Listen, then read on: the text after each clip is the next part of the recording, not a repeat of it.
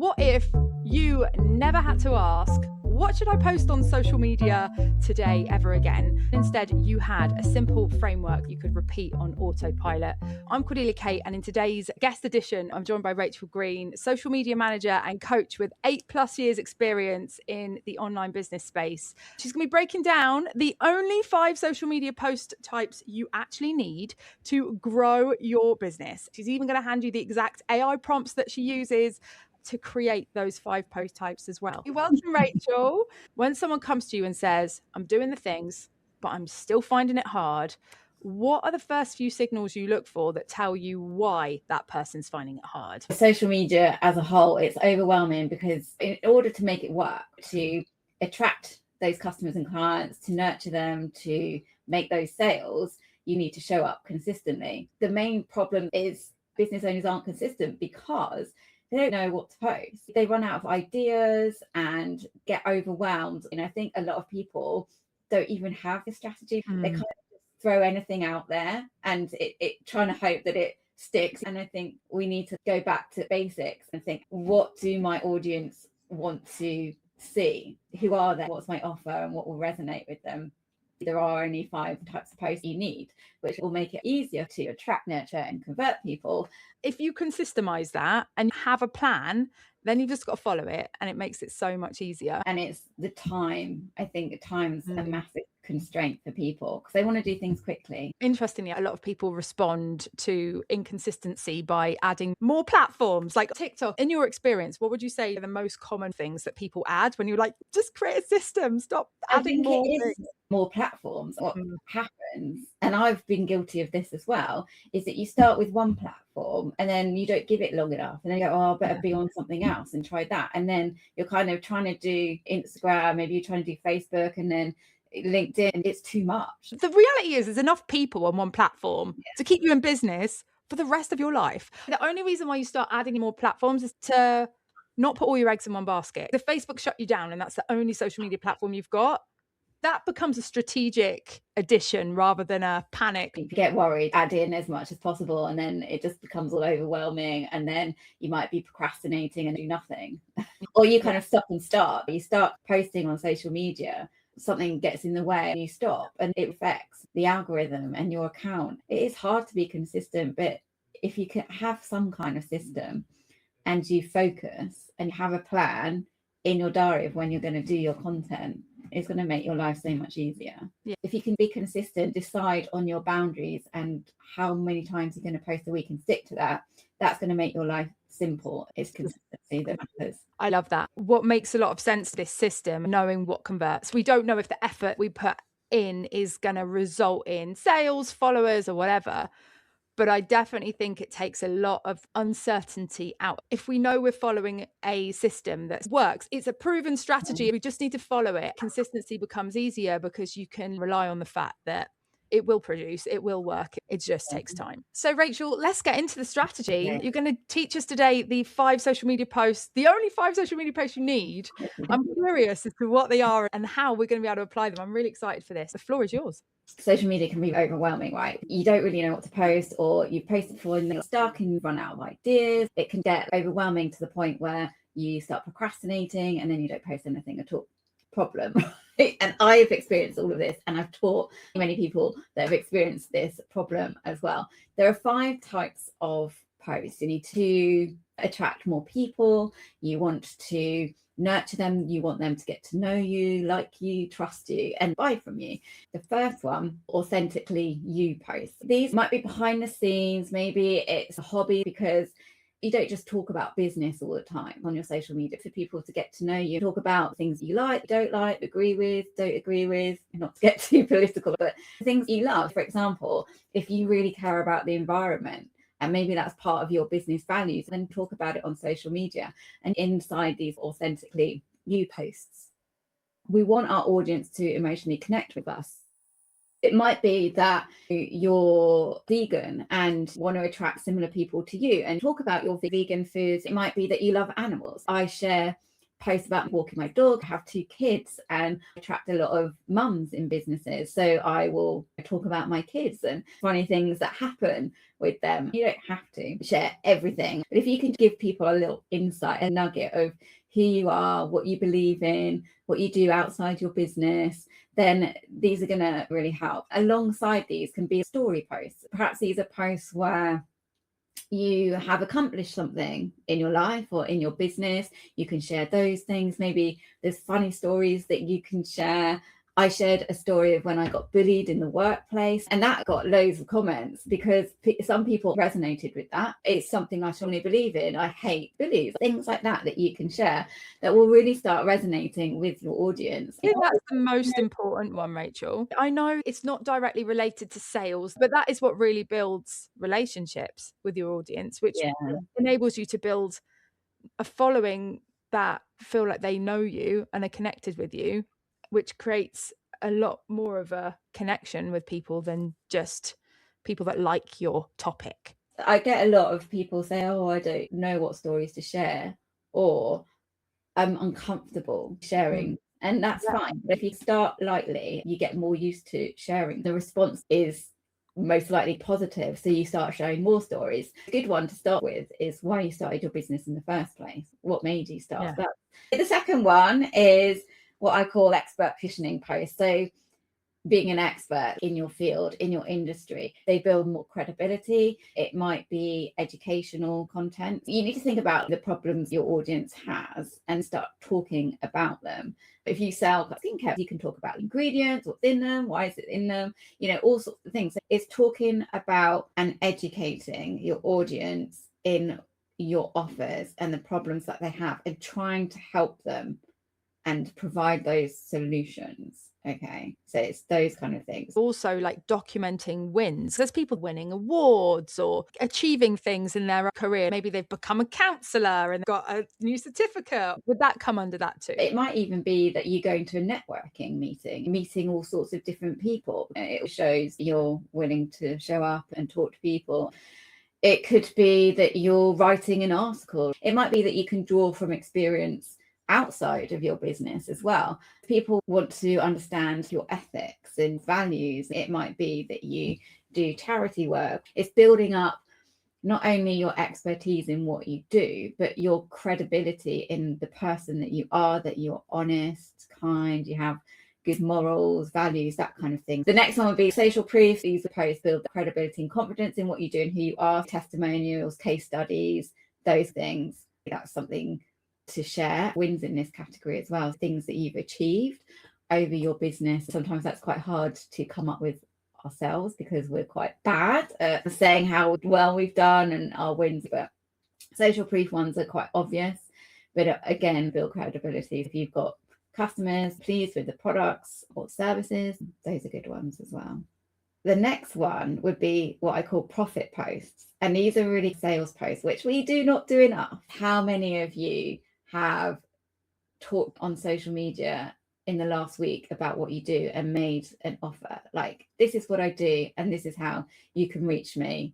We don't do that enough because we're worried about being salesy. But if people don't know what you do, how can they buy from you? A lady I was talking to, and I said, we were talking about the sales post and things. And she's like, oh, yeah, I should put one up. She did. And loads of people didn't even specifically what she did and how she could help.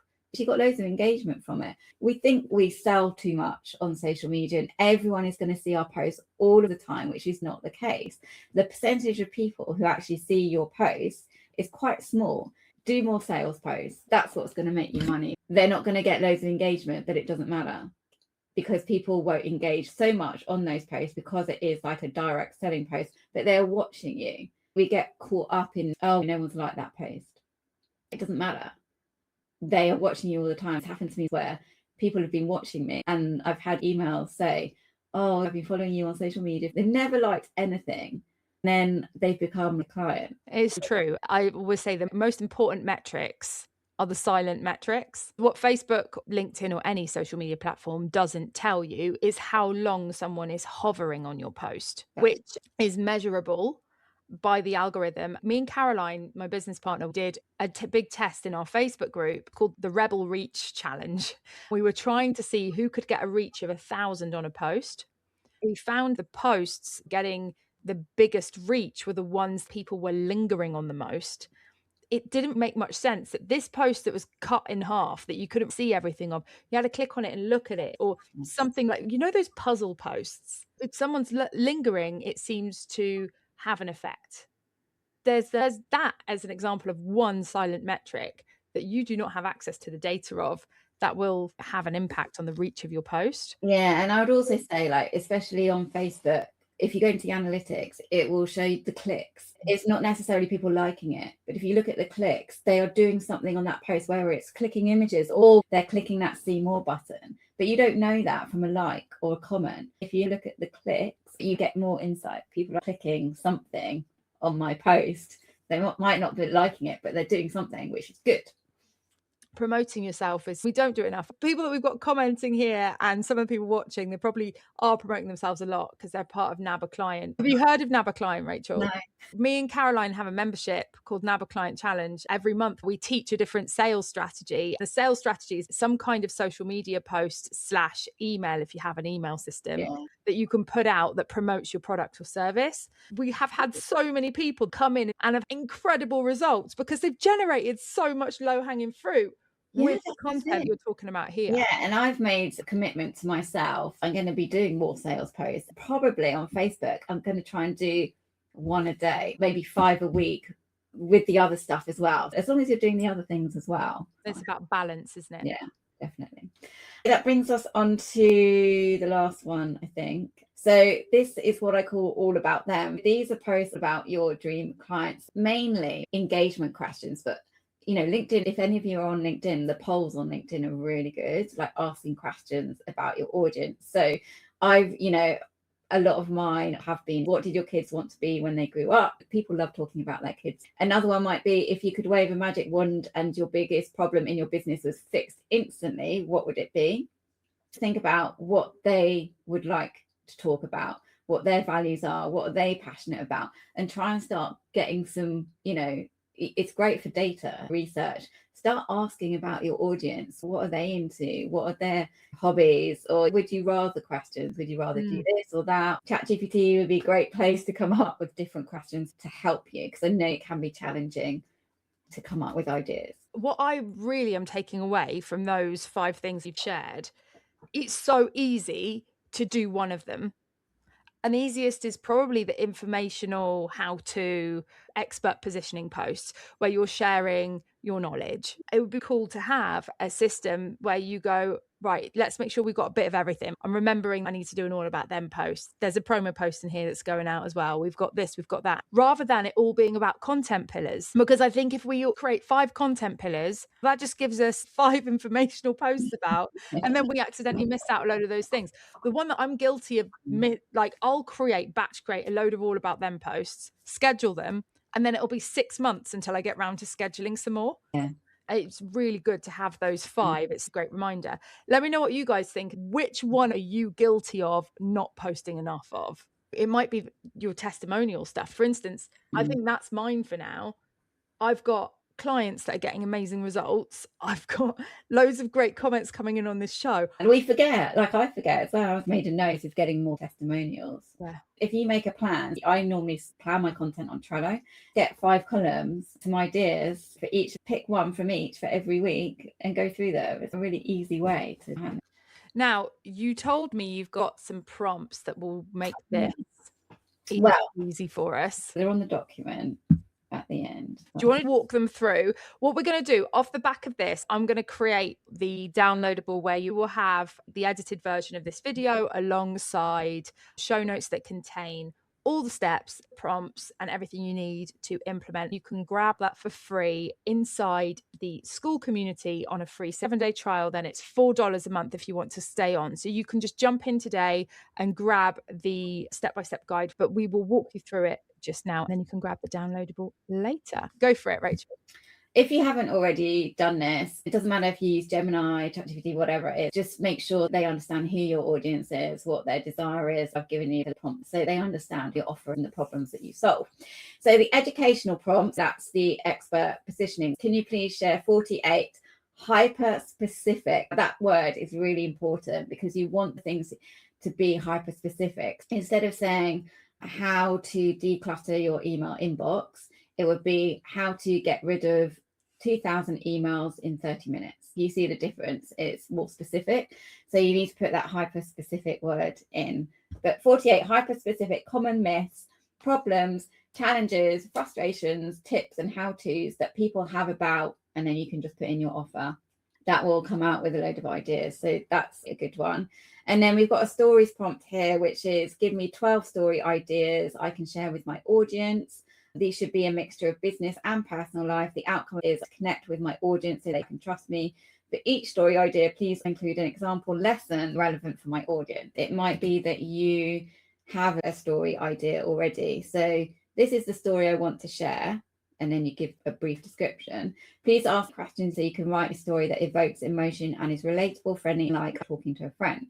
Then it would start asking questions like, how did you feel? What did you do? Then you can get a better narrative. The social proof prompt is, please give me 24 social proof ideas. So this could be great if you haven't got a lot of proof. Some of you might not have tons of proof. They don't all need to be client related. They could be proof of what it's like working with me, my personal characteristics, or things I've achieved. The outcome is to show my credibility and that I am trustworthy, hardworking, and reliable. You can do this even if you don't have loads of social proof. You can get proof on your character and your personality, which is still very important. The profit post is, so these are the sales posts. Act as a marketing expert and consider how my audience are thinking, feeling, and doing now compared to how they think, feel, and do after using my services or buying my product. Please write me a sales post offering my service or offer of blah, blah, blah. You must highlight the transformation, use a conversational tone, professional but friendly, use no emojis. That's just my preference. I don't use tons. And no bullet points or titles, and no bro marketing language. Do you understand? Question mark. Because hopefully it will, but it might have questions to ask you as well. So yeah, it's a transformation we want to get across. What are they thinking, feeling, and doing now? And then what's your thing going to transform for them? And then behind the scenes prompts. So give me 12 behind the scenes ideas I can share with my audience. These should be a mixture of business and personal life. The outcome of these behind the scenes posts is to connect with my audience so they can get to know, like, and trust me. And then the questions ones, all about them, is please give me 24 highly engaging questions to ask my audience. My goal is to spark interaction, get them talking, and build engagement. I'd also love to use these questions to learn more about what they're thinking, feeling, and experiencing. And then at the end of this document, I've given you some hooks. So this is a little bonus. You can copy and paste these hooks into your AI and make them relevant to your business. There's all sorts of different ones here.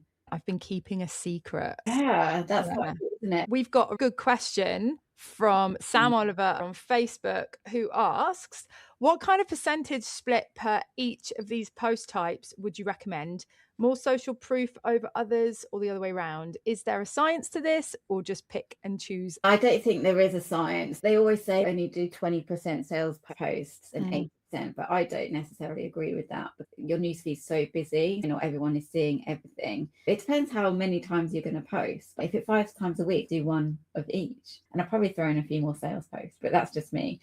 I think the priority needs to be connecting with people. We can over strategize and systemize to the point where it completely doesn't connect with anybody anymore, because we're going off of formulas and robotic systems that are prioritizing the wrong thing, trying to beat the algorithm rather than trying to connect with human beings.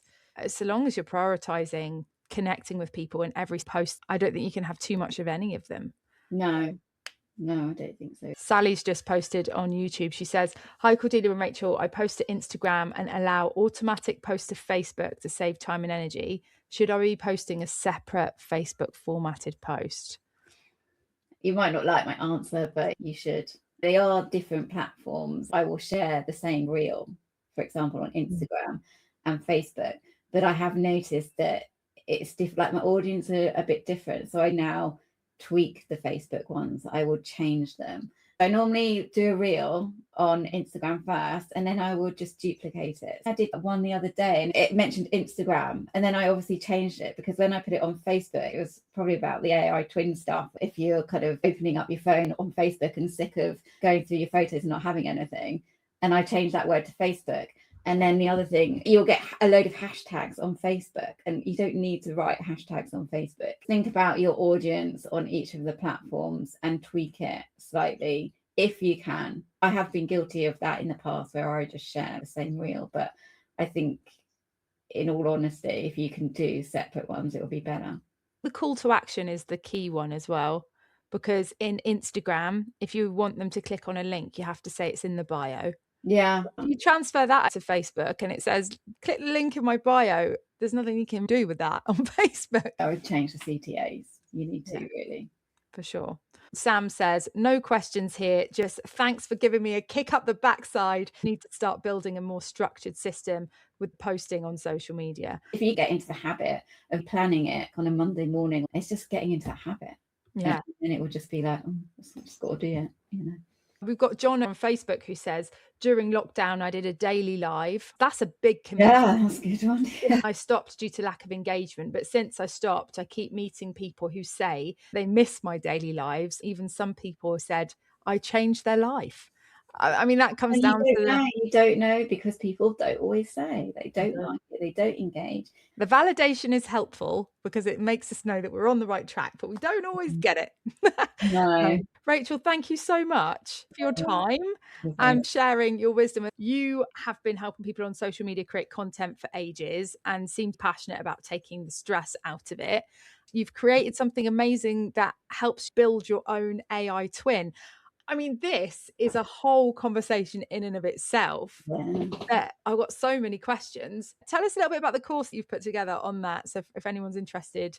Yes, we've obviously talked about the posts ideas. A lot of people struggle with what photos, what videos should I put alongside those. You might be scrolling along your phone and you're like, I've used that one, I can't use that one again, or I don't like that one. You did a photo shoot 2 years ago and you're kind of, I've done this before. You're like, oh yeah, I use this one from 2 years ago, I hope no one notices. The course will teach you how to create a digital version of you, an AI twin. It's based on real photos of you, so it's not made up. It's all sorts of different photos. You can put yourself in any outfit, location. I teach you how to make it on brand and aligned. You can easily create photos and videos in minutes when you've got your twin created. It's a slick, fast process. If you want to check out my Instagram, it's Rachel Green Global. There's all sorts of different AI twin videos on there and reels of all different things that you can create. Thank you so much for sharing, Rachel. You're welcome. Thank you for giving our rebels a kick up the backside with content creation. Jackie's saying that she's created a structured 30-day social media planner and she's now definitely going to get started on it. So I love that we've inspired action on content. Remember, you can catch the show notes in the Strategy Lab. All of the prompts will be there for you to copy and paste. See you in there and have a wonderful rest of your day. See you around. Lots of love. Bye.